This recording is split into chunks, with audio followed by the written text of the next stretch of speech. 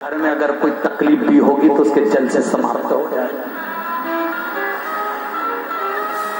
छीड़ दिया, जो जल छीटा तो असली स्वरूप इंद्र का दिख गया। पर तुमने ब्राह्मण बनकर मांगा है, मैं सिर काट कर दूंगा। शीश काट कर इंद्र के हाथ में दे दिया। विरोचन के प्राण छूट गए। पत्नी विशालाक्षी रोने लगी। जैसे ही विशालाक्षी रोई, बेटे ने आवाज सुनी, राजा बलि ने और उसकी बेटी विरोचना ने आवाज सुनी। विरोचन की बेटी विरोचना और राजा बलि जिसका पुत्र है और पुत्र है, दोनों रोते हुए आए। छोटे थे, अवस्था के कारण आंसू बह रहे, पिता के प्राण चले गए।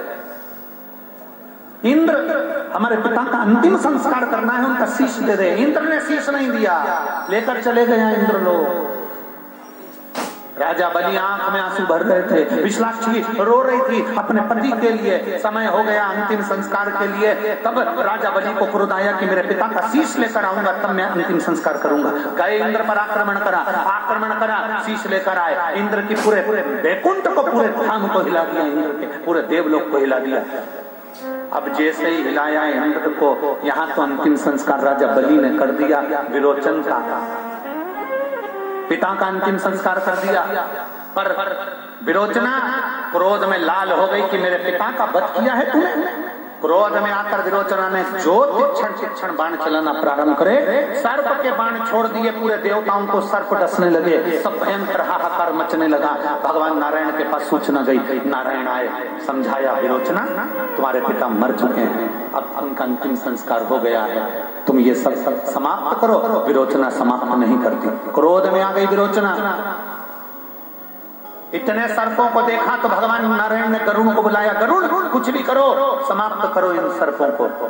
गरुड़ जी ने अपनी सेना तैयार कर पूरे सर्पों को समाप्त किया। गला पकड़ रहा है, पूरे सर्पों को समाप्त किया। थोड़ा प्रेशर बढ़ाओ सद्गुरु का। जो गरुड़ जी आए और उन्होंने सब सर्पों को समाप्त करना प्रारंभ करा।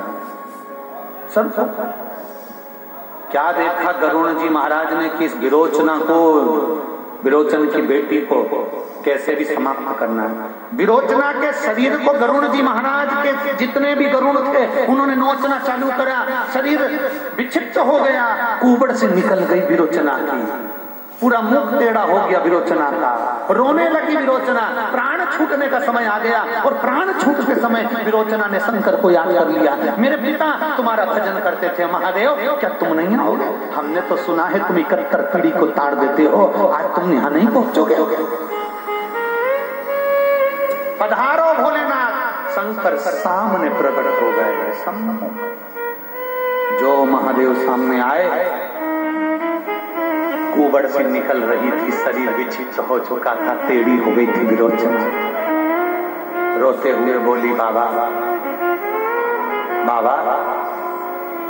शिव जी ने पूछा, मांग विरोचना, तुझे क्या चाहिए? विरोचना कहती है, ये नारायण, इन नारायण ने मेरे साथ खेल खेला है, ये नारायण ने मेरे साथ खेल खेला है, इसलिए पृथ्वी पर मेरा अगला जन्म हो और मैं पृथ्वी पर इस नारायण को अपनी गोद में खिलाऊं। पर इस नारायण ने मेरे शरीर को बिगाड़ा है और मेरे पिता का बदला मुझे नहीं लेने दिया, इसलिए मैं नारायण से बदला लूं। मुझे वर दो कि नारायण मेरी गोद में खेले और नारायण से मैं पृथ्वी पर बदला लूं। शंकर भगवान ने कहा, वर तो मैं दे दूंगा, और कुछ मांगना है?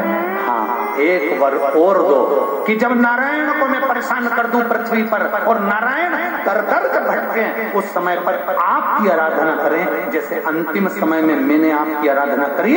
नारायण जब अंत समय में आपकी आराधना करें, तब उनको वापिस राज सिंहासन प्राप्त हो। ये वर आप दीजिए,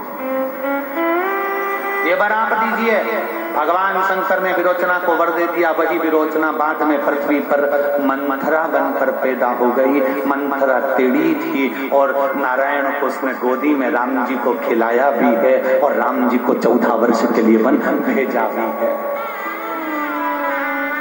14 वर्ष के लिए वन भेजा। जब मंथरा, राम जब 14 वर्ष के लिए वन जाने लगे, तब मंथरा ने राम जी के पास में आकर एक निवेदन किया, आप जा तो रहे हो वन में, पर याद रखना शंकर को मत भूल जाना।